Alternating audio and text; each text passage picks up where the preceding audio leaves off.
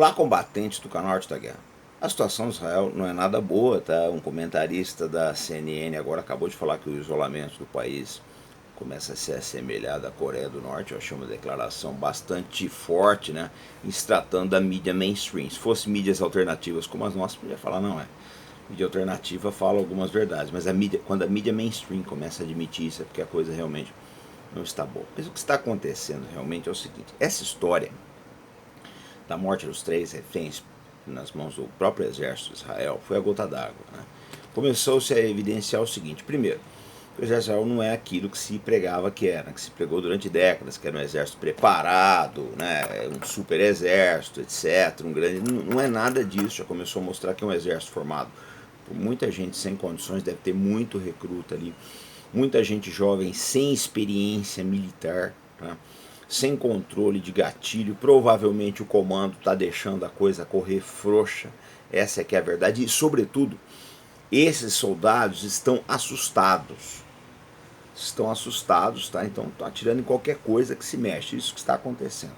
Mas quais são as razões, né, que levam a esse abismo aí? Bom, são várias, mas eu vou enumerar só as principais. E uma delas, eu acho que talvez seja a mais importante, que hoje, embora se negue, etc., o exército Israel é um exército de ocupação. Ele está muito mais por uma polícia, né, do que por um exército. Revistando palestinos que vão de um lado para o outro, revistando assentamentos, né, na repressão de manifestações, etc. Hoje o exército Israel é muito mais uma polícia de choque do que um exército de assalto. E o que se precisava em Gaza são exatamente equipes bem treinadas, equipes de assalto especializadas em combate em localidade, em locais confinados, etc. E parece que não é essa a característica principal do exército de Israel. Pelo contrário, quando vocês olham o outro lado, vocês pegam, por exemplo, tanto o Hamas quanto os Houthis e o Hezbollah são exércitos de choque. Essa é que é a verdade. Tropas de assalto muito bem treinadas aí, né? Que fazem um uso excelente da sua artilharia de longo alcance. E aí, quando Israel se choca com essas entidades, aí acaba acontecendo aquilo que é previsível, né?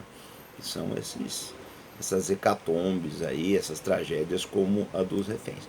Mas isso já evidencia uma coisa também, um mau presságio, né? Porque eu vejo algumas autoridades israelenses falando em operar no Líbano, que vão invadir o Líbano, etc. Olha, se já está difícil você lidar com o Hamas, é aí que não vai dar mesmo para lidar com o Hezbollah, porque é muito maior, muito mais bem armado, né?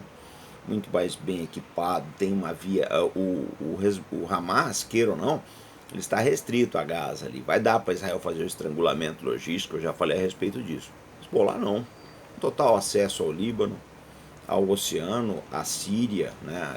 Há corredores do Irã através do Iraque e Síria para abastecer o Hezbollah, então não vai ser sopa, essa é que é a verdade. Eu pensaria 2 vezes em fazer uma intervenção no Líbano. A última, em 2006, foi um desastre para Israel. Isso é unânime, qualquer comentarista militar sério vai falar que a guerra do Líbano em 2006 foi um desastre para Israel, com a perda de muitos blindados, etc. Tanto que eles nunca mais voltaram, nunca mais a infantaria de Israel que sabia do Líbano.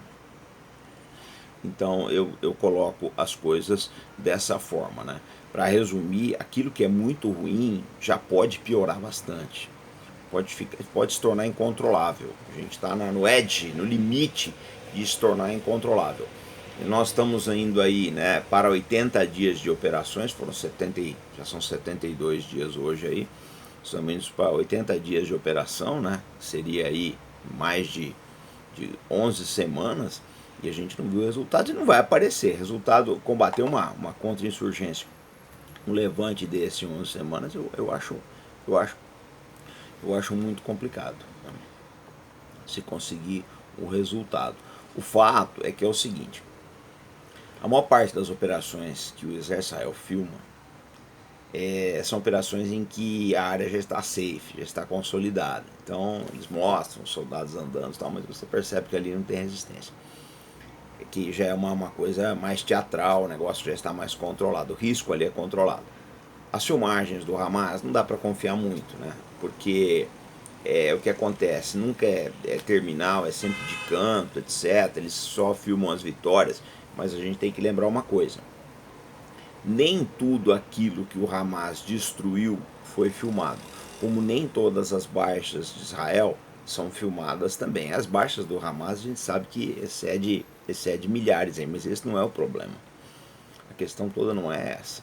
Por mais que Israel elimine elementos do Hamas, mais cedo ou mais tarde o número de baixas israelenses vai pesar pra caramba. Essa história dos reféns, ela foi tão trágica, né, que o Barnea, né, que é o diretor do Mossad, ele está viajando para a Europa para fazer contato com o Davi Barnea, para fazer contato com o Hamas via pessoal do Catar aí para negociar uma outra trégua, uma limitação, uma libertação de reféns. Ou seja, as coisas não estão tão bem para Israel conforme eles apregou, porque ninguém mais já está acreditando nisso. A gente está indo aí pelo mesmo caminho da Ucrânia. E em paralelo a tudo isso, a gente tem um problema do Mar Vermelho que daria um vídeo só disso, né?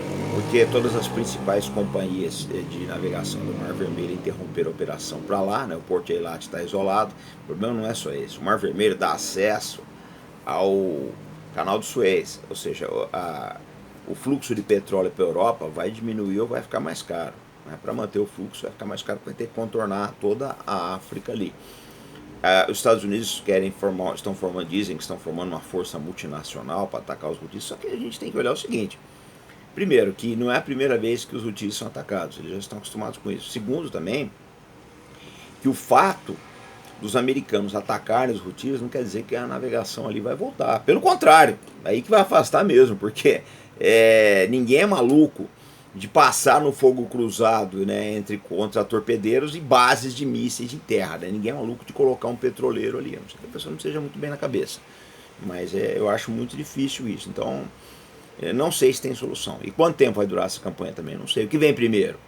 A alta do petróleo, o fim da campanha, né, o esgotamento do apoio da população de Israel ao Netanyahu. Eu lembro que no começo da guerra, todo mundo, não sei o que, estamos unidos em torno do primeiro-ministro. Hoje a conversa já não é mais essa. Né? É muito difícil a situação do Netanyahu. Tem gente falando dele cair, eu acho difícil. Eu não assumo prognósticos porque eu acho muito complicado. Eu só acho que a tendência é uma pressão internacional enorme sobre Israel, uma pressão interna das famílias muito grande pela libertação dos reféns. Eu acho que, não sei se vai dar para concluir essa operação em Gaza tão cedo, nada indica que as coisas estão indo nessa direção, mas uma coisa nós já podemos dar como certeza. Na atual configuração, o exército de Israel não vai ter condições de continuar travando guerras no Oriente Médio. Ou eles reformam completamente a mentalidade do exército, completamente, tá? Ou Israel vai colecionar seguidos reveses frente aos novos exércitos insurgentes do Oriente Médio.